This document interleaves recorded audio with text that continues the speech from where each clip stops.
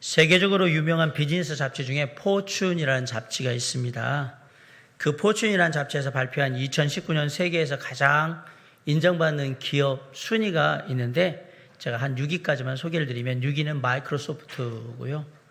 5위는 여러분이 잘 아는 커피 회사인 스타벅스, 4위는 월트 디즈니, 디즈니랜드 영화 만드는 월트 디즈니고 3위가 버크셔 해서웨이라는 회사인데 잘 모르시는 분들이 있는데 워런 버핏이라는 다국적 대기업의 지주회사, 돈 되는 회사가 이 버크셔 해서웨이거든요. 투자회사인데 여기가 3위이고요. 아마존이 인터넷 서점으로 유명한 아마존이 2위예요. 세계에서 가장 인정받는 기업, 그러면 1위는 어딜까요? 여러분이 잘 아는 기업입니다. 사과. 예, 사과하면 이제 애플이죠. 예, 아이폰 만드는 애플입니다. 애플은 2018년도 회계연도에 307조 원을 벌었습니다. 회사 시가총액은 819조 원입니다. 우리나라 예산보다 이 회사가 더 커요. 예. 원래 애플은 대단한 회사는 아니었습니다. 근데 여러 번의 부침을 겪으면서 지금의 애플이 있게 만든 사람이 누구냐면 스티브 잡스라는 사람입니다. CEO.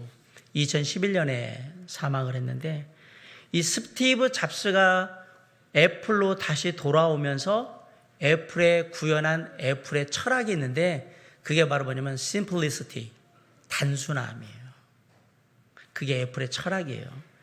심플한 디자인, 그리고 한 손으로 모든 거 설명서 없이도 다 쓸 수 있는 그러한 기능. 그래서 단순함을 추구한다. 그게 애플의 철학이에요. 그걸로 해서 애플이 승승장구했던 거예요. 그런데 2011년에 애플의 CEO였던 스티브 잡스가 죽습니다.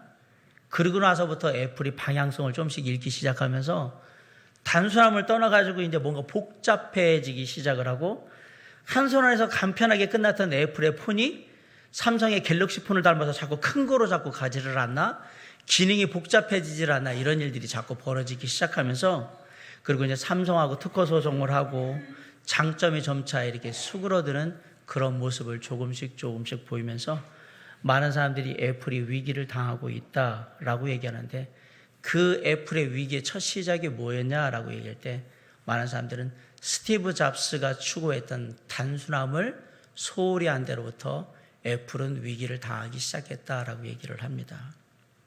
우리는 흔히 얘기할 때 단순한 건 별로 가치가 없다라는 생각을 해요. 그래서 전자제품을 살 때도 기능이 많은 게 최신 제품이고 좋은 제품이라는 생각을 많이 갖고 그래서 최신의 좋은 기능을 많이 갖고 있는 그런 제품들을 비싼 돈을 가지고 집에 가져와서 쓰는데 정작 쓸 때 보면 가장 일반적인 기능 몇 가지만 쓰고 그냥 그대로 다 묵히는 경우가 대부분인 거예요. 차라리 그럴 거면 저렴하게 그 기능만 딸랑 있는 반값 정도의 그냥 그 제품을 사면 좋을 텐데 우리가 그러질 않아요. 왜냐하면 우리의 마음 가운데 단순한 것은 별로 가치가 없다라는 생각이 박혀 있기 때문에 그렇습니다. 단순함의 가치를 잘 모르니까 그런 일들을 벌이기 시작하는 겁니다. 우리 살아가는 인생도 마찬가지인 것 같습니다. 여러분, 복잡한 인생이 힘이 있을까요? 단순한 인생이 힘이 있을까요? 가만히 생각을 하면 어느 인생에 힘이 있지? 잘 판단이 안 서지죠? 쉽게 제가 예를 하나 드릴게요. 어느 두 사람이 있는데 이 두 사람이 똑같은 도끼를 가지고 비슷한 굵기의 나무를 베어서 쓰러뜨리려고 합니다. 한 사람은 도끼로 여기를 찍었다, 저기를 찍었다, 위를 찍었다, 아래를 찍었다, 막 비스듬히 찍었다, 나를 세워서 찍었다, 막 세워서 찍고 막 이렇게 계속 그러고 있는데 한 사람은 도끼를 딱 잡더니 45도로 가지고 계속 한 곳만 계속 찍고 있어요. 자, 누가 먼저 나무를 쓰러뜨릴 거라고 믿습니까? 만약 이 두 사람에게 여러분 내기를 건다면 여러분은 어느 쪽에다 내기를 거시겠습니까? 당연히 한 곳만 집중적으로 찍는 사람한테 내기의 돈을 다 걸겠지요. 단순함에 이런 힘이 있단 말이에요. 단순하다는 얘기는 집중하고 있다는 얘기거든요. 이런 사실을, 물론 단순하다는 게 꼭 하나만 한다는 얘기는 아닙니다.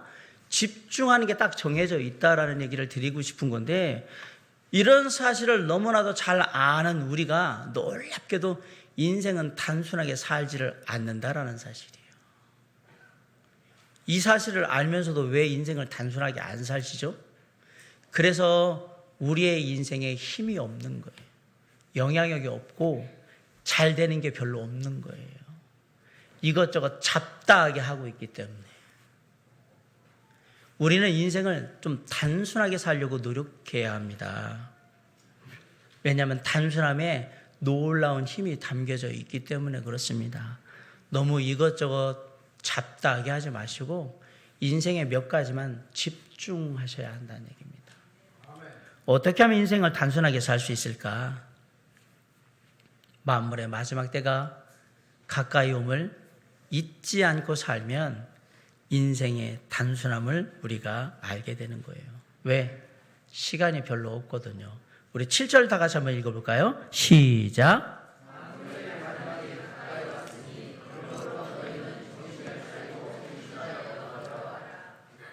만물의 마지막이 가까웠다. 성경은 언제나 예수 그리스도께서 다시 오실 거라고 말씀하셨고요. 세상의 끝날이 올 거라고 얘기를 했습니다. 그리고 그 세상의 끝날이 가까워지는 때를 종말의 때 또는 말세라고 표현을 합니다.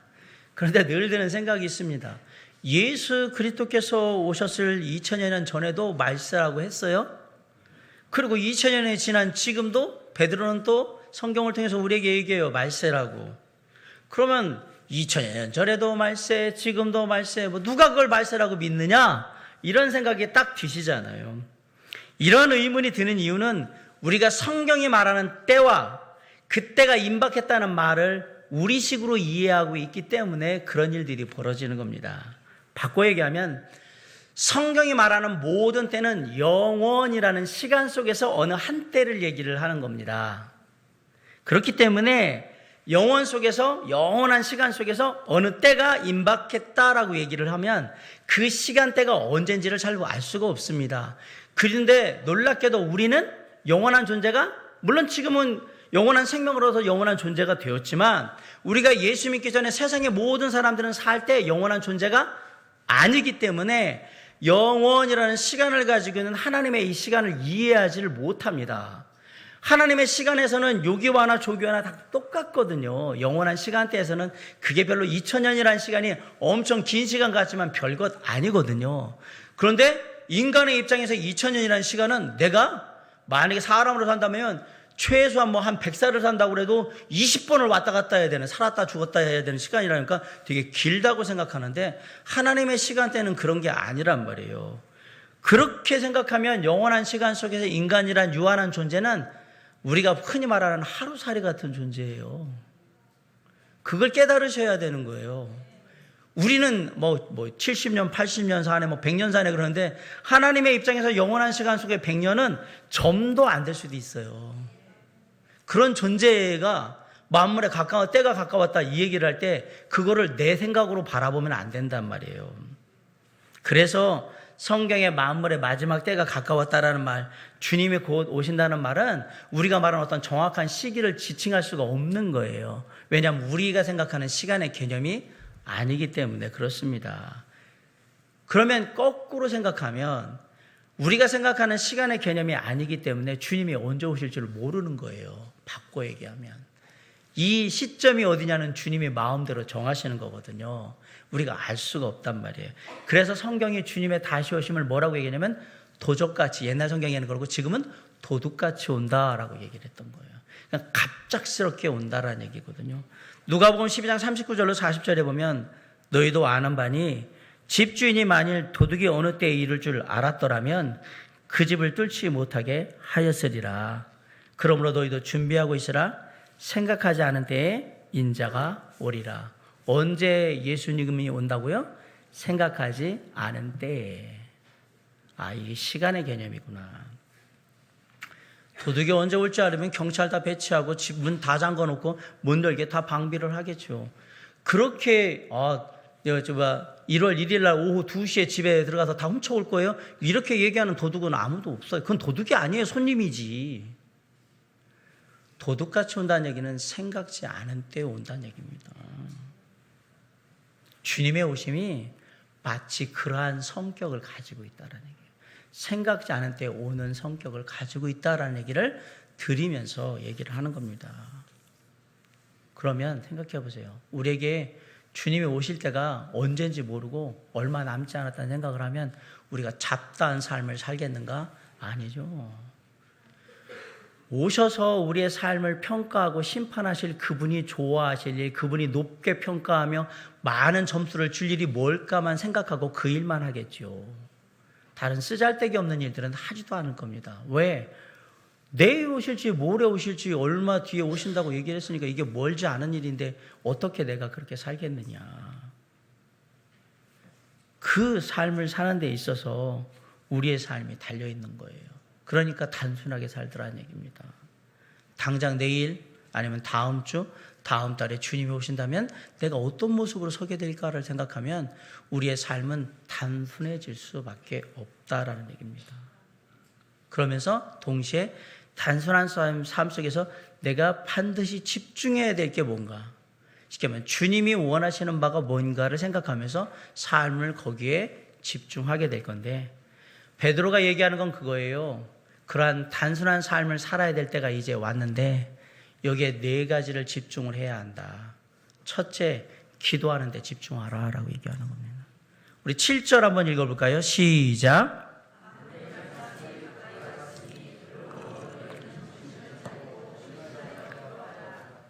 우리 모두는 기도해야 합니다. 그런데 왜 사도 베드로가 기도하라고 얘기하면서 정신을 차리고 근신하라 라고 얘기를 했는가? 이 말을 조금 바꿔서 거꾸로 보면 정신을 차리고 근신하여 기도하지 않는 사람들이 있다라는 얘기죠. 정신을 차리고 근신하여 기도하지 않는다는 얘기는 기도를 하긴 하는데 대충 한다는 얘기예요. 별 생각 없이. 기도는 열심히 하는 게 중요해요. 그러나 열심히 기도하는 것보다 훨씬 더 중요한 게 있어요. 제대로 방향을 설정하고 기도를 하셔야 돼요. 바른 기도를 하셔야 한다는 얘기입니다. 그럼 바른 기도는 어떻게 할 수 있는가? 우리의 마음과 태도가 제대로 정신 차리고 준비된 가운데 기도해야 바른 기도가 나오는 거예요. 기도는 하나님과 우리가 진실하게 소통하는 시간입니다. 하나님과 대화하는 시간입니다. 우리의 마음이 정말 진솔하게 우리의 모든 걸 다해서 하나님과 대화하겠다는 그런 마음의 자세가 바로 되어 있어야 기도가 제대로 이루어지기 시작한다라고 말씀을 드리는 겁니다. 하나님께 내 마음의 진실함을 다 보여드리면서 정말 주님 이런 마음으로 제가 기도하기 원합니다 라고 할 때 하나님께서 또 하시는 말씀에 또 귀 기울여드리며 주님께서 어떤 말씀을 나에게 하실까 이렇게 생각하는 거죠. 그러다 보면 그렇게 기도하다 보면 내가 이런 생각을 잘못하고 있었구나. 이걸 내가 잘못 오해하고 있었네. 이런 것들이 하나하나 깨달아지면서 주님, 이거 잘못 생각했네요. 그러면서 뭐예요? 하나하나를 바르게 교정하면서 내 기도하는 모든 것들이 하나님의 뜻 가운데 들어오는 기도, 하나님이 기뻐하시는 기도로 이렇게 준비되기 시작되는 거예요. 개인적으로 고민하고 있는 부분도 있었는데 하나님과 기도하다 보면 이렇게 해야 하는구나 라는 하나님의 또 뜻도 발견하게 돼요. 그런데 정신을 차리고 근신하지 못하며 기도하면 이런 게 없는 거예요. 대충 생각 별로 안 하고 막 기도하니까. 그러면 잘못된 기도가 될 가능성이 높다라는 얘기입니다. 가끔가다 어떤 분들은 뭐 자기가 뭐 기도하는지도 모르고 막 기도하시는 분들이 있는데 왜 기도하는지를 사실 모르겠네요. 기도하실 이유가 없습니다. 왜? 자기가 뭘 기도하는지도 모르는데 뭐를 더 반지 알겠어요? 몰라요. 그건. 사랑하는 성도 여러분, 잘못된 기도를 하면 아무리 간절히 기도해도 응답은 없습니다. 여러분이 40일이나 400일, 4000일을 열심히 기도해도 잘못된 방향에서 기도하면 응답은 하나도 없습니다. 잘못된 기도라는 것은 하나님의 마음이나 하나님의 뜻을 살피고 하나님의 의도가 뭔지 말씀 가운데서 하는 기도가 아니라 그냥 자기가 원하는 걸 하나님한테 어떻게든 들어달라고 떼쓰는 기도 같은 거거든요. 이렇게 기도한다는 거는 잘 생각해 보세요. 하나님한테만 이렇게 기도하는 게 아니라 다른 종교에서도 다 하는 기도예요. 이런 기도들은. 그럼 이게 하나님이 원하시는 기도냐? 아니란 얘기죠. 그래서 이런 기도는 아무리 열심히 해도 죄송하지만 아무 소용이 없습니다. 응답은 없습니다. 그래서 베드로가 얘기하는 거예요. 기도하는데 정신 차리고 근신하여서 깨어서 기도하라라고 얘기하는 거예요. 그리고 세상에 끝날이 가까우면 가까울수록 너희들에게 기도하는데 잡다한 것 가지고 막 너희의 기도를 방해하도록 세상이 할 건데, 그럴 때 그런 세상의 흐름에 따라서 기도하러 나가면 아무 쓸모없는 기도를 하게 되니까 정신 똑바로 차리고 깨어서 하나님이 원하시는 기도가 뭔지 생각하면서 기도하는데 집중하는 단순한 삶을 살아라 라고 얘기하는 거예요. 기도의 핵심이 뭐냐?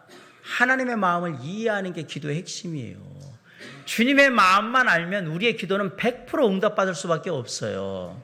중요한 건 우리가 주님의 마음에 관심이 없어서 그렇지. 그러니까 기도가 응답받지 못하는 거예요. 주님이 정말 이것에 대해서 어떤 마음을 갖고 계실까를 자꾸 물어봐야 돼요. 주님, 제가 이런 거 이렇게 하게 하는데 주님의 마음은 어떤 겁니까? 주님의 뜻은 어떤 것입니까? 저에게 말씀해 주셔서 제 뜻이 아니라 주님의 뜻을 이루는 일로 만들기 원하옵나니 알려주세요 라고 주님의 마음을 계속해서 묻고, 그 주님의 마음을 내 마음에 채우다 보면 내 기도는 누구를 향한 기도가 되냐면 하나님을 향한 기도로 이렇게 서서히 바른 기도로 가게 되어 있더라라는 사실이에요. 그러면 기도가 우리를 바꾸게 돼요. 그렇게 기도하면 우리가 바뀌어요. 그리고 그렇게 기도하면 우리의 입술에서 하나님의 뜻에 대한 이야기가 나오고, 하나님의 역사하심에 대한 간증이 나오고, 하나님을 향한 감사가 나오고, 하나님을 향한 기다림의 간증이 나오는 거예요. 왜냐하면 기도하면서 우리가 바뀌었기 때문에 그렇습니다. 무엇이 참된 기도냐? 참된 기도는 얼마나 능력 있는 기도를 했느냐가 아니라 얼마나 진실하게 하나님과 의사소통을 했느냐가 참된 기도예요.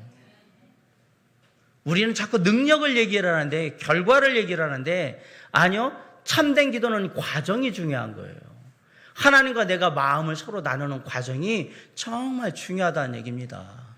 그 과정을 통해서 좋은 결과를 얻기를 원해야 한다. 그러려면 정신 차리고 깨어서 기도해야 한다. 하나님과 진실한 소통이 있는 기도는 100% 응답받습니다. 왜냐하면 그것이 하나님이 원하시는 기도의 제목이기 때문에 그렇습니다. 걱정이 많으십니까? 삶이 불안하고 마음이 복잡하십니까? 제가 보기에는 기도의 방향이 지금 잘못되어 있는 겁니다. 기도의 방향을 돌이키셔서 하나님이 원하시는 기도 쪽으로 바꾸어 주시기 바랍니다. 아무것도 염려하지 마시고요. 오직 모든 일에 기도와 간구로 우리의 모든 구할 것을 감사함으로 우리 주 예수 그리스도 하나님께 아뢰시기 바랍니다. 그리하면 모든 지각에 뛰어난 하나님께서, 평강의 하나님께서 하나님의 평강으로 우리의 마음과 생각을 하나님을 향해 뜻대로 기도하는 자에게 베풀어 주심으로 지켜주실 겁니다. 세상의 끝날이 가까울수록 우리가 집중해야 될 일 중에 하나가 뭐냐? 기도하는 것인데, 정신 차리고 깨어서 기도함으로 주님의 다시 오심을 준비하는 저와 여러분이 되라고 말씀하시는 오늘 베드로의 이 교훈이 우리의 마음 가운데 새겨질 수 있기를 주님의 이름으로 간절히 축원합니다. 두 번째로 우리가 집중해야 될 게 뭐냐? 뜨겁게 서로 사랑하는 데 집중하셔야 합니다. 우리 8절 한번 읽어볼까요? 자, 시작.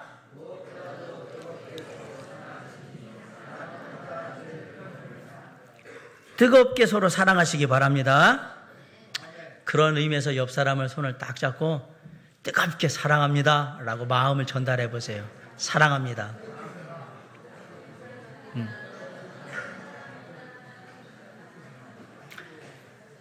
뜨겁게 서로 사랑합니다. 손잡고 하라고 그러니까 목사님 옆 사람이 손이 차가운데요? 차가운데요?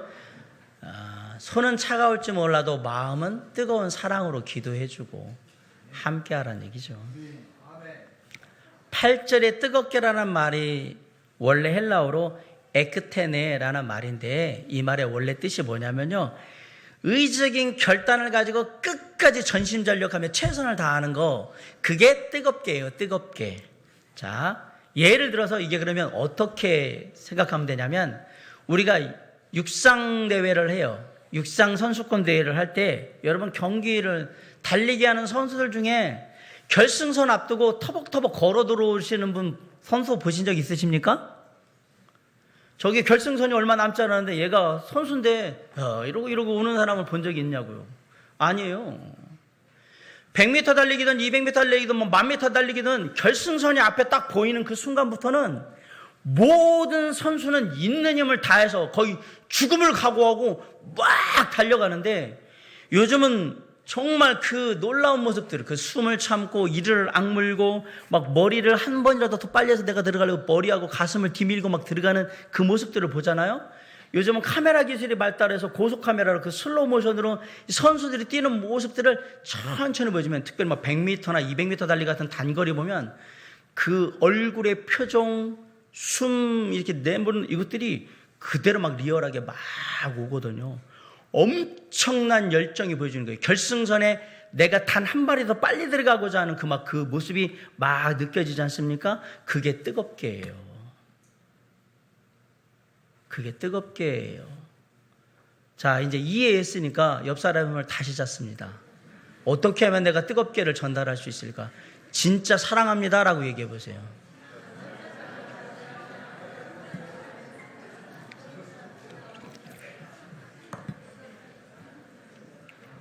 어떤 분은 아까 그냥 이렇게 하면서 사랑합니다 그랬다가 이제 제가 설명을 드리면 두 손을 꼭 잡고 진짜 사랑해요. 이렇게 자신의 모든 힘을 모아서 서로 사랑하라고 지금 말씀하시는 거예요. 그리스도인의 삶은 어떻게 보면 정말 단순합니다. 그냥 말씀 듣고 기도하고 사랑하고 뭐 어려울 거 사실 없어요. 그런데 오늘 본문이 왜 뜨겁게 사랑하라고 얘기했느냐? 놀랍게도 대충 사랑하는 사람들이 많이 있더라 이 얘기입니다. 대충 사랑하는 건 누구나 다 하는 겁니다. 아니, 사랑하라고 말 안 해도 다 대충은 합니다. 사랑하는 척하고 다 합니다. 그런데 베드로는 지금 하나님의 음성을 전합니다. 뜨겁게 서로 열정적으로 사랑하라고. 일을 할 때요, 다른 사람들은 진짜 열심히 막 열정적으로 하고 있는데 나 혼자 배짱이 마냥 설렁설렁하면서 그냥 일을 대충 하고 있다고 생각을 해보세요. 만약에 다른 사람들이 저쪽에서 그런 일하는 모습들을 일꾼들을 보고 있는데 다른 사람과 저하고 보고 있다 그러면 분명히 제게는 뭐 들리든 안 들리든 모르지만 갖은 비난과 멸시와 조롱을 다 할 거예요. 저렇게 일한다고, 대충 한다고. 서로 사랑하는데 대충 사랑하는 사람이 있더란 말이에요. 하나님이 사랑하라고 하니까 사랑하는 척은 해야 되겠는데 마음엔 안 들고 기분은 안 내키고, 저 얼굴을 보자니 나하고 옛날에 싸워가지고 얼굴이 좀 그렇고, 옛날에 또 누구하고 연결돼가지고 또 그렇고, 내가 저 사람을 왜 사랑해? 라고 생각하는데 그래도 주님이 서로 사랑하라고 얘기하니까 사랑하는 척은 해야 될 것 같고, 그러다가 이제 딱 했다가 무슨 말 한마디 딱 던지거나 행동 하나 오면 나 기분 나빠, 나 상처 입었어, 그리고 딱 그렇게 하고 자존심 세면 딱 하고, 다 그렇죠. 여러분, 사람과 사람이 사랑을 하게 되면 반드시 분명히 꼭 상처를 받게 되어 있습니다. 목사님, 그래서요 저는 인생을 깨달았거든요. 사랑하면 상처받는 거 알아서 저는 사랑을 안 하거든요. 당신은 불행한 인생을 사는 거예요. 사랑할 존재조차도 없는 가장 불행한 인생. 그럴 바에는 사랑하고 차라리 상처받는 게 나아요. 그럼 왜 사람과 사람이 서로 사랑하면 상처를 받느냐? 왜 상처를 받을까요? 원래 인간은 불완전한 존재입니다. 누군가가 나를 사랑한다고 하고 내가 누군가를 사랑할 때 완벽하게 그 사람을 사랑할 수가 없습니다. 안 맞는 부분이 분명히 있겠죠? 그러면 그 안 맞는 부분 가지고 싸우겠죠? 그러면서 상처를 당연히 입겠죠? 사람과 사람이 서로 사랑하면 반드시 상처를 받게 되어 있는 겁니다. 제가 전혀 아닌 얘기를 하는 것 같이 생각하지 마세요. 그럼에도 불구하고 주님은 뭐라고 얘기하는 거예요? 서로 사랑하라고 얘기하는 거예요. 사랑하면 상처를 받아요. 내가 원하는 만큼이 안 되기 때문에. 난 항상 사람은 생각해요. 나는 더 많이 사랑했는데 저쪽은 덜 준다고 생각을 하거든요. 이게 안 맞아요. 그래서 상처를 받아요. 처음엔 별것 아닌 것 같은데 계속해서 그런 일들이 계속해서 반복이 되면 그게 상처가 조금씩 깊어져가지고 아픈데 사랑하는 것도 말도 못하고 막 그러다가 이제 힘들어지고 막 그러는 거예요. 사도 베드로가 그런데 뭐라고 하냐면 그 사실을 알면도 뜨겁게 열정적으로 서로 사랑하라고 얘기를 합니다. 그러면서 그 다음이 중요합니다. 사랑은 허다한 죄를 덮는다. 이게 사랑의 특성이에요. 진짜 사랑은 이런 거예요. 사랑하는 사람들이 서로 사랑할 때 반드시 넘어야 될 장애물이 있어요. 용서라는. 내가 원하는 만큼 사랑하지 못한 사람 때문에 상처 있고 거기에 대한 아픔을 가질 때 그걸 용서하는 것을 반드시 넘어가야 돼요. 그래야 사랑과 사랑이 함께하게 되는 거예요. 제가 다시 한번 말씀드려요. 우리가 누군가를 사랑하면 반드시 상처를 받게 되어 있어요. 불완전한 사람과 사람의 상처이기 때문에요. 교회에서 상처 안 받는 방법은 딱 하나예요. 주일날 예배 5분, 2분 전에 딱 설교 전에 딱 들어오셔서 앉았다가 설교 끝나자마자 바로 집에 가시면 상처 안 받아요. 아, 저 때문에 상처 받겠구나. 설교 들으면서. 그러나 이거 사랑의 상처는 아니니까. 제가 사랑한다고 표현한 것도 아니고 뭐가 하니까. 이렇게 해서 아무도 안 만나면 상처는 교회에서는 최소한 안 받아요. 그러나 제가 얘기합니다. 교회에서는 안 받을지 몰라도 집에서는 상처 받으실걸요? 직장 가면 상처 받으실걸요? 주변에는 아무개 엄마하고 이웃하고 하고 상처 받으실걸요? 친구들한테도 상처 받으실 거예요. 단지 여기만 피할 수 있는 거예요. 그럼 방법은 하나 있어요. 혼자 살면 상처 안 받느냐? 혼자 살면 더 큰 상처가 생겨요. 사람은 사랑받기 위해서 태어난 존재이기 때문에 그거 못 받으면 일찍 상처받고 일찍 죽어요. 이게 의학적인 거니까. 제가 그냥 단순하게 말씀을 드렸을 뿐이에요. 재미난 것은요. 저희 집에 고양이를 기르거든요. 핀돌이라고 고양이 한 마리 있습니다. 지금 10년 길렀으니까. 저는 집에 들어갈 때 핀돌이 때문에 한 번도 상처를 받은 적이 없어요. 얘는 저한테 한 번도 상처를 준 적이 없어요. 저는 집에 들어갈 때 고양이 핀돌이 녀석 때문에 내가 진짜 마음에 상처를 받아 사랑의 상처를 받아가지고 나 집에 안 들어갈래. 그러고 집에 안 들어간 적이 한 번도 없어요.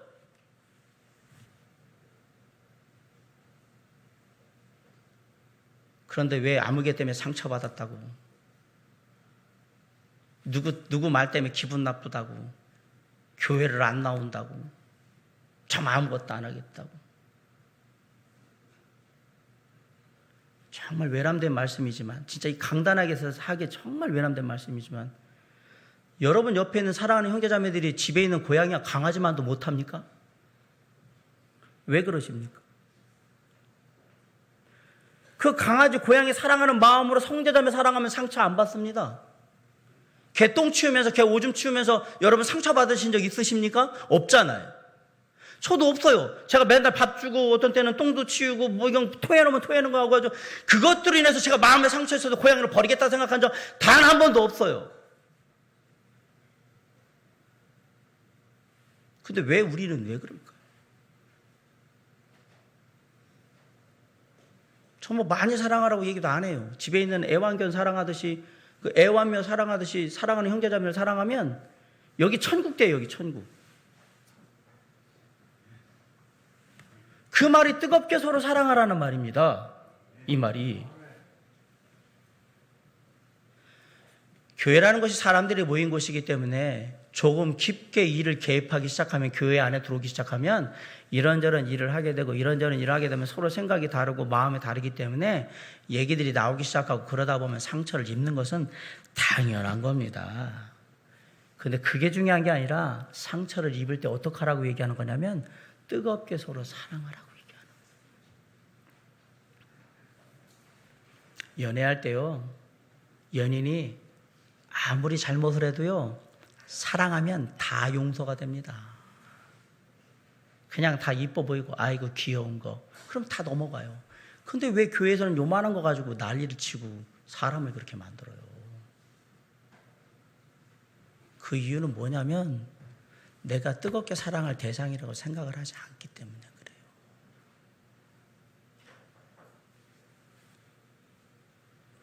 그럼에도 불구하고 주님은 오늘 사도 베드로를 통해서 우리에게 얘기합니다.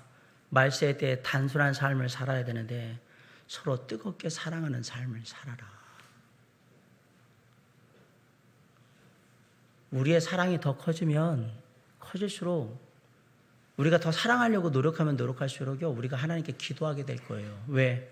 하나님, 아무개 형제가 진짜 싫거든요. 다 이거 어떡하죠? 주님이 뜨겁게 사랑하라는 제 마음에 그런 마음이 없어요. 하기가 싫거든요. 그럼 뭐 해야 돼요? 계속 기도하는데 아까 제가 뭐라고 그랬어요? 기도하게 되면 뭐가 되냐고. 이게 하나님 앞에 내 잘못된 생각이나 온전치 못한 생각이 하나님의 생각으로 바뀌게 돼요. 그러면서 뭘 깨닫느냐? 주님이 이렇게 얘기하시잖아요. 네 원수를 사랑하라. 원수가 누구예요? 나에게 계속 상처 줘서 나를 힘들게 만드는 사람이 원수잖아요. 근데 주님이 뭐라고 그래요? 그 말이 네 원수를 사랑하라는 말이야. 더 사랑하란 말이야. 사랑하면 네 그 상처가 아물게 될 거라는 거예요. 어떻게 아무냐고요? 주님이 아물게 해주십니다. 예수 그리스도가 우리에게 주셨던 사랑이 어떤 사랑입니까?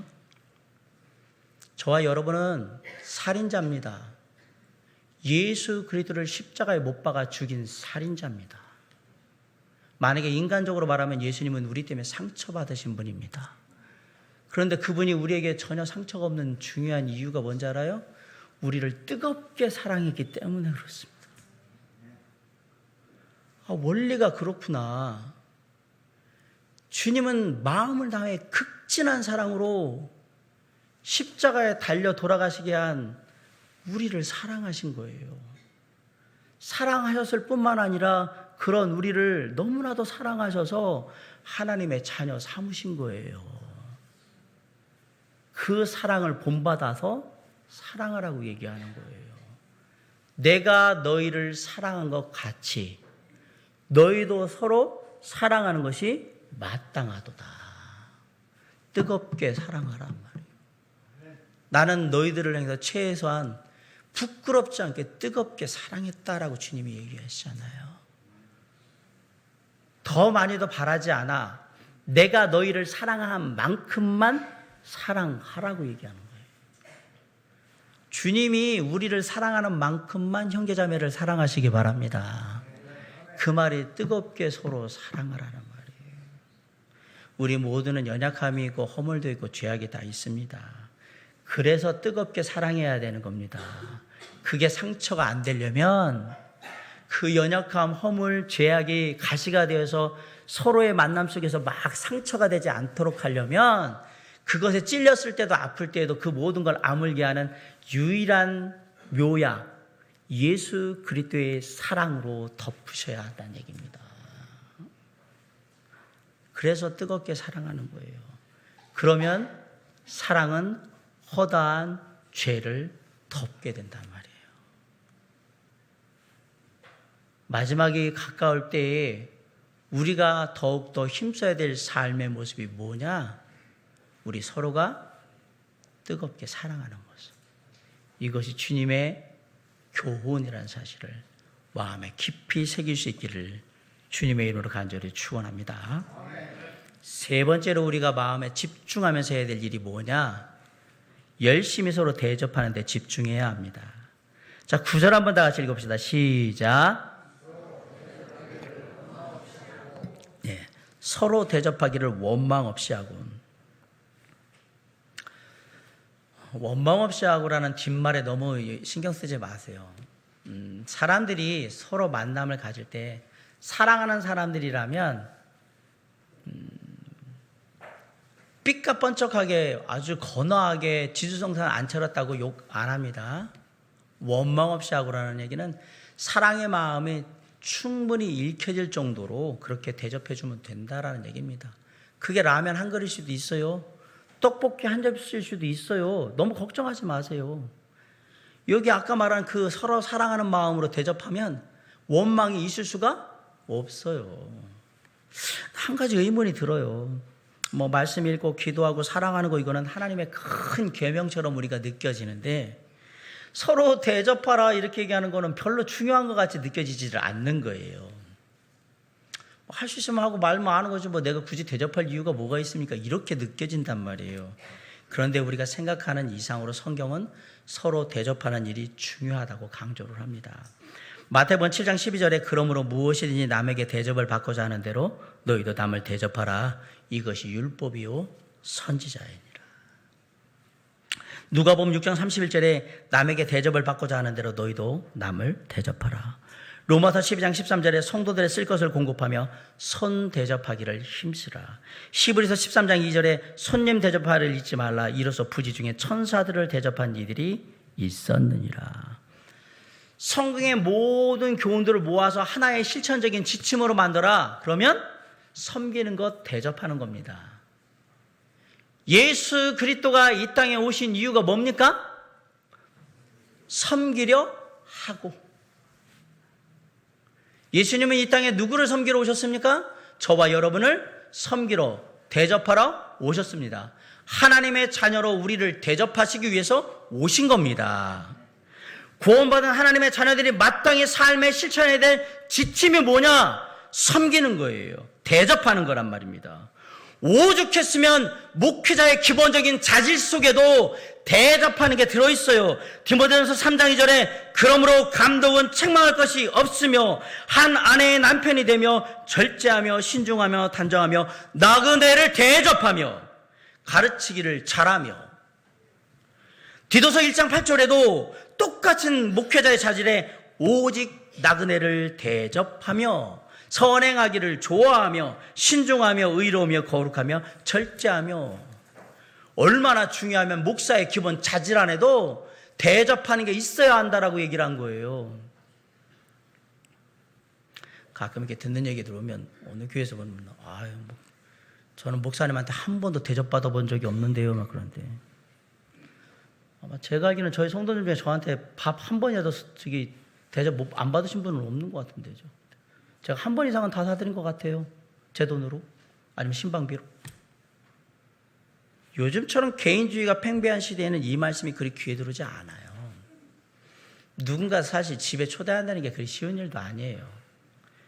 그런데 하나님께서 우리에게 뭐라고 그랬냐면요. 서로 대접하기를 원망 없이 하라라고 얘기하는 거예요. 그리고 시대의 끝이 다가오면 다가올수록 더욱 그렇게 해야 하는 거예요. 왜? 이제는 우리가 대접하는 하나하나의 섬김이 다 상급이 되기 때문에 그래요. 사랑하는 성도 여러분, 여러분은 얼마나 대접에 힘쓰고 계십니까? 최근에 누군가를 집에 초대하거나 뭐 집이 아니어도 누군가에게 식사를 대접하거나 커피 한 잔을 사드린 적이 있으십니까?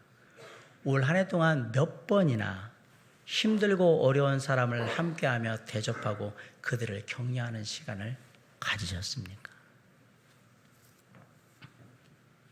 혹시 진짜 혹시 만일이라도 올 한 해 동안 단 한 번이라도 누군가를 대접하는 시간을 갖지 못했다면 죄송합니다. 이 시간 회개하시기 바랍니다. 당신은 하나님의 명령을 어긴 겁니다. 서로 대접하라는 명령을 어긴 거기 때문에 회개하시고요. 마음을 다시 다잡으셔야 돼요. 어떻게? 다가오는 2020년 새해에는 단 한 명이라도 내가 누군가를 섬기며 대접하는 일을 반드시 하리라 라고 다짐하고 주님 앞에 그 약속을 지키셔야 합니다. 하나님의 명령이기 때문에 그렇습니다. 그런데 이런 걸 하려고 하면 뭔가 좀 동기부여가 돼가지고 잘 해야 되는데 동기부여가 안 되잖아요. 동기부여 시켜드릴게요.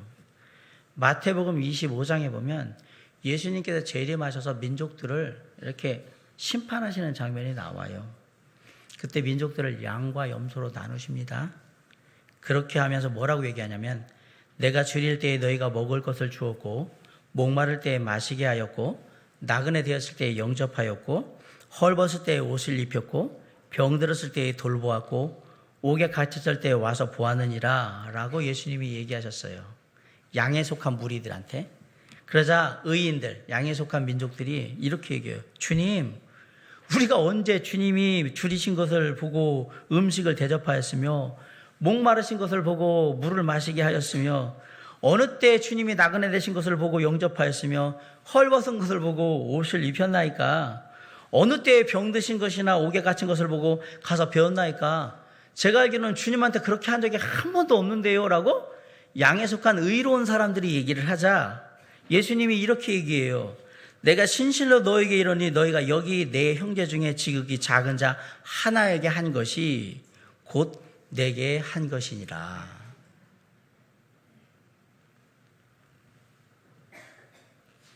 세상은 계속 너만 아는 개인주의, 더 나가서 이기주의적으로 살으라고 계속 우리한테 얘기합니다. 그런데 성경은 계속 뭐라고 하냐면 너만 아는 삶을 살면 안 되고 섬기는 이타적인 삶을 살으라고 그러면서 얘기하는 거예요. 주님이 그러기 위해서 오셨으니 너희도 서로 섬기는 것이 마땅하다. 대접하는 것이 정말 소중한 거예요. 기회가 있을 때마다 대접하시기 바랍니다. 그게 하늘의 복을 쌓는 비결입니다. 그리고 할 수만 있다면 가정을 열어서 또 대접도 해주시고 그러면 지극히 작은 자 하나에게 한 것이 곧 내게 한 것이라는 주님의 말씀이 늘 마음에 새겨지게 될 것입니다. 가까이 있는 우리의 사랑하는 형제 자매 이웃도 대접하지 않는 우리가 어떻게 주님을 섬기며 대접할 수 있겠습니까?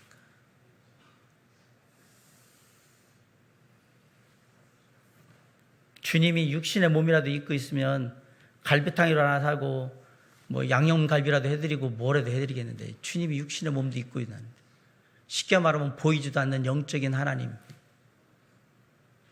주님이 얘기하시는 거는 네 눈에 보이는 네 형제 자매들도 사랑하지 않는 네가 그래서 섬기지 않는 네가 과연 나를 사랑하고 섬긴다고 나는 그렇게 생각 안 한다는 얘기잖아요. 목사님 저는 진짜 잘 섬기기 원하는데요.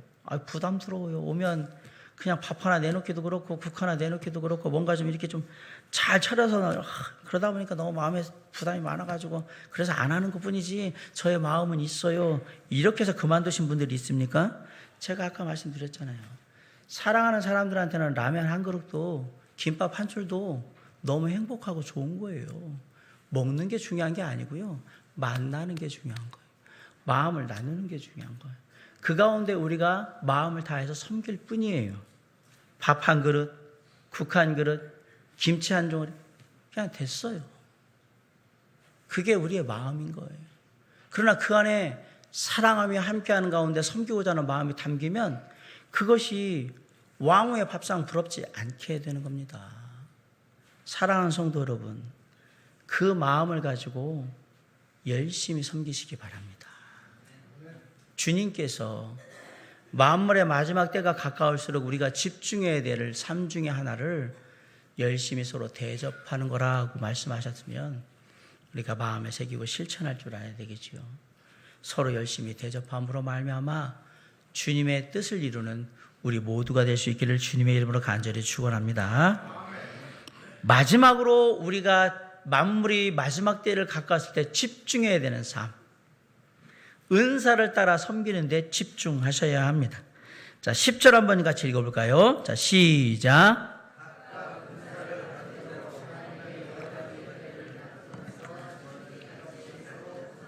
11절.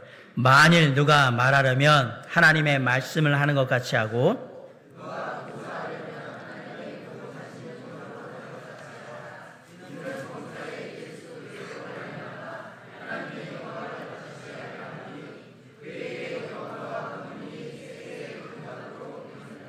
아멘. 주님께서는 모든 구원받은 자에게 각각의 은사를 다 주셨습니다. 주님이 구원받은 모든 사람들에게는 주님의 일을 할 수 있는 능력을 다 주셨단 말입니다. 이 은사는 타고난 재능을 통한 은사일 수도 있고요. 내가 예수 믿고 난 다음에 신앙생활 하는 가운데 개발된 은사일 수도 있습니다. 분명한 것은 하나님께서는 모든 하나님의 자녀들, 구원받은 자들이 다 주님의 몸된 교회 안에서 영혼들을 섬길 수 있는 은사, 능력을 다 주셨다 이 얘기예요. 다 주셨어요. 목사님 저는 없는데, 아니 없는 게 아니라 아주 발견을 못 하신 거예요.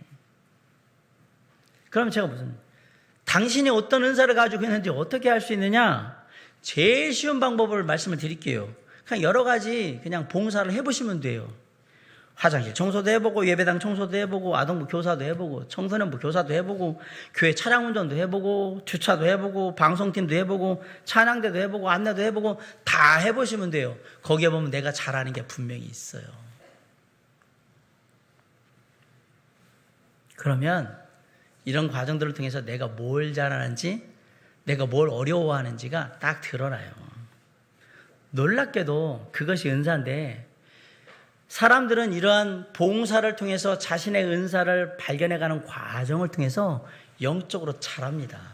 그리고 단단해집니다. 아, 하나님이 나를 이걸 하라고 놓으셨구나. 그러면서 그 일에 대한 책임감도 갖게 되고 더 열심히 하게 되고 이런 일들이 벌어지는 거예요. 더욱더 놀라운 것은 내가 그래서 비록 부족하지만 나의 하나님이 주신 은사를 살려서 뭔가를 하려고 막 열심히 최선을 다하고 있는 그런 모습 속에서 누군가는 힘을 얻고 은혜를 받고 도전을 받아서 신앙생활을 또 성장시켜 나가고 있다는 얘기입니다. 하나님께서 우리에게 주신 은사를 쓸모없는 것이 되도록 만드시면 안 됩니다. 이렇게 말씀드리면 어떤 분들은 얘기해요. 아, 제가 뭐 할 수 있는 게 있어야지요. 뭘 하든지 하지요. 가끔 가다가 나이 드신 분들이요. 저는 이제 뭐 몸이 안 좋아서 할 수 있는 것도 없고 그냥 기도나 해야 되겠지 않을까 이런 얘기 하시는 분들이 있어요. 기도나 해야 되지 않을까. 기도나 해야 되지 않을까. 아, 힘없고 아무 할 일 없으면 기도나 하는 거라고 생각하시는 거예요. 기도는 아무나 하는 게 아니고요. 가장 영적으로 민감하고 하나님과 가장 상태가 좋은 사람이 하는 거예요. 힘없는 사람이 하는 게 아니라. 뭔 할 일 없으면 기도나 한대. 저는 그 교회는 뭔가 잘못된 교회예요. 기도는 아무나 할 수 있는 게 아니고 기도는 중노동이에요. 진짜 기도해 보세요. 모든 육신의 기운이 다 빠져나가요. 그게 쉬워 보이십니까? 제가 반드시 얘기합니다. 당신은 잘못된 기도 대충 아무렇게나 막 기도하고 있는 거예요. 그러니까 그렇게 있지. 참된 기도를 하면, 간절한 기도를, 진실한 기도를 하면 사람이 거의 이거 죽어나갑니다. 기도를 안 해봤으니까 잘 모르시는 거지. 하신 분들은 제 얘기가 지금 뭔지 금방 알아들어요. 이거 기도는 아무나 하는 게, 뭐 할 일 없으니까 교회에서 기도나, 아니요, 몸으로 하는 게 더 편하신 거예요. 제가 분명히 말씀드립니다. 진짜 기도하는 건 힘든 겁니다. 차라리 그냥 몸으로 하는 게 더 편할 수 있어요. 제가 왜 얘기를 드리냐? 우리 교회 보면, 이게 교회에서 뭐 어른들이 내가 뭐 할 수 있는 게 없어서 이제 뭐 나이도 못하니까 기도나 한대요. 아니요. 그렇게 하는 게 아니에요. 하나님이 당신에게 기도의 은사를 주셨는지 없는지, 물론 모든 그리스도인이 다 기도해야죠. 그러나 거기서 말하는 내가 할 게 없어서 이제 은사를 기도를 하겠다, 이건 안 되는 일입니다. 그렇게 할 수 있는 일이 아니란 얘기입니다. 기도는 은사가 있는 사람이 따로 있어요. 그 자신의 은사가 뭔지 전혀 생각하지 않고 그냥 막 얘기하는 거예요. 막. 하나님이 우리에게 은사를 주셨다니까요. 할 수 있는 일들을. 그리고 은사는 저절로 발견되는 게 아니에요. 은사는 반드시 봉사의 자리, 섬김의 자리에서 알게 되고 개발되는 거예요. 그러니까 그냥 가만히 있는데 내 은사가 뭘까? 사람들은 몰라요. 내가 이것도 해보고 저것도 해보고 계속 해보면, 자매님, 형제님은 이거 하시면 좋겠네요. 진짜 잘하시네요. 그게 은사예요. 그런데 하나도 안 하면서 난 뭐 하면 좋을까요? 그러지 말고 아무거나 해봐 일단. 아무거나 싫고요. 저는 제가 하고 싶은 게, 그럼 하고 싶은 거 해보든지. 나중에 마음 되면 할게요. 이러면 또 안 하죠 이제. 참 신기해요. 은사는 저절로 발견되지 않습니다. 봉사의 자리, 섬김의 자리 가서 하다 보면 이게 내게 맞는지 아닌지, 내가 더 잘할 수 있는 게 뭔지를 알게 되어 있습니다. 부딪혀보면 알아요. 그래서 은사는 섬김의 자리에서 알게 되는 거예요. 마태복음 20장 14절로 30절에 보면 달란트의 비유가 나옵니다. 달란트에 보면 타국을 떠나는 주인이 각각의 종들에게 각 재능에 따라서 5달란트, 2달란트, 1달란트를 맡깁니다. 그리고 시간이 지난 오랜 후에 주인이 돌아와서 그 종들과 결산을 하는데 5달란트 맡은 사람과 2달란트 맡은 사람은 그것으로 열심히 장사를 해서 더 많은 달란트를 가지고 돌아옵니다. 그런데 두 종에게 맡겨진 금액은 달랐고요. 남긴 액수도 달랐지만 착하고 충성된 종이라고 주인에게 똑같이 칭찬을 받습니다. 근데 1달란트 받은 사람은 그대로 돈을 가지고 와요. 1달란트를 땅에 보관했다가 그대로 가져왔으니까 이유는 제로. 그죠? 더 번 게 하나도 없어요. 뭐라고 얘기하냐면 그 종이 주인한테 주인님, 나는 주인님이 정말 정의로우신 분이라고 생각해요. 심지 않은 데서 거두고 뿌리지 않은 데서 모으시는 줄 알고 제가 무서워서 심지 않은 데서 거두고 뿌리지 않은 데서 모으시는 분이 아니니까 그 달란트를 땅에 숨겨뒀습니다. 그리고 여기 이제 돈이 있으니까 이거 달란트 가져가세요.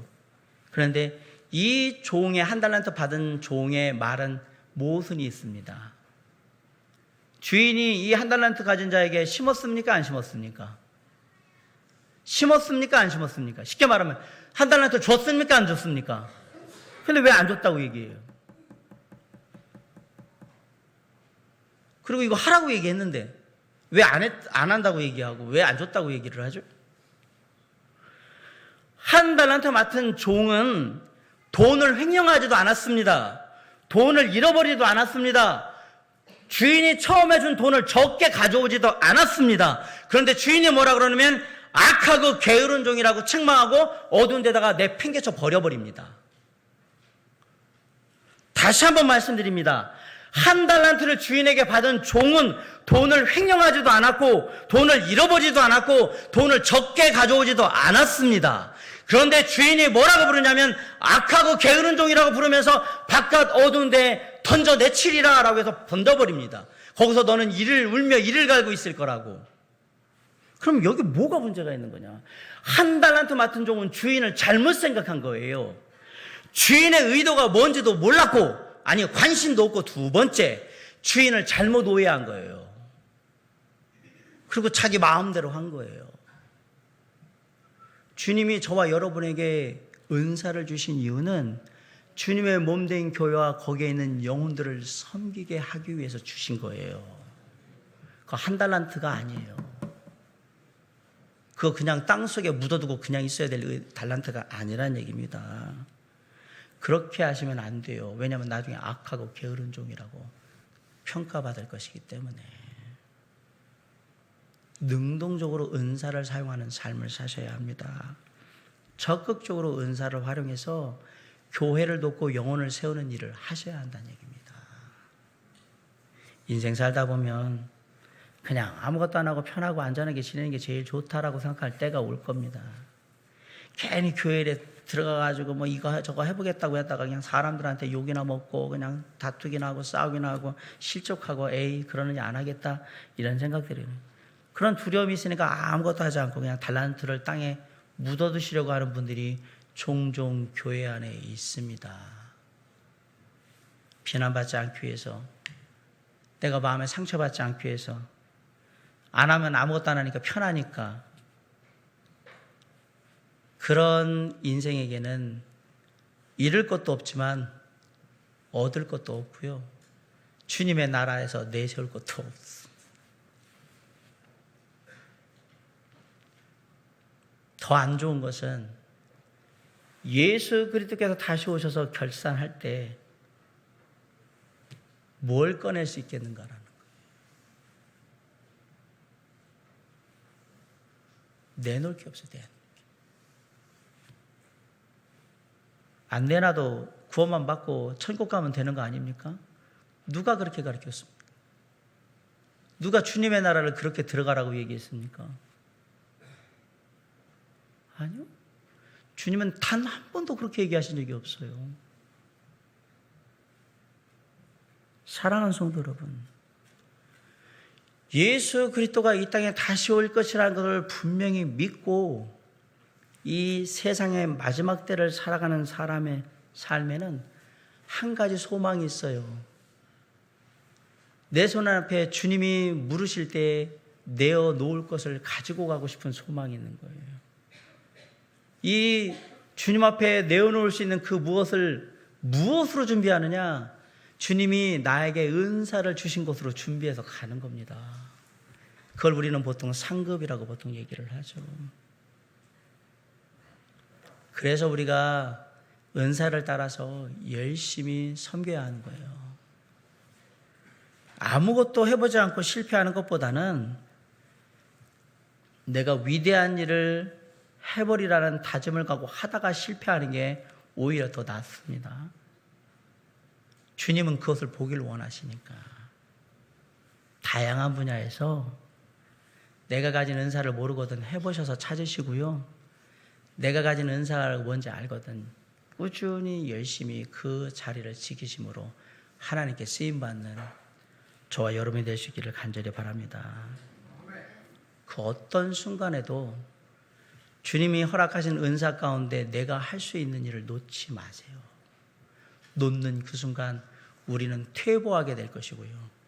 우리는 안일하게 될 거예요.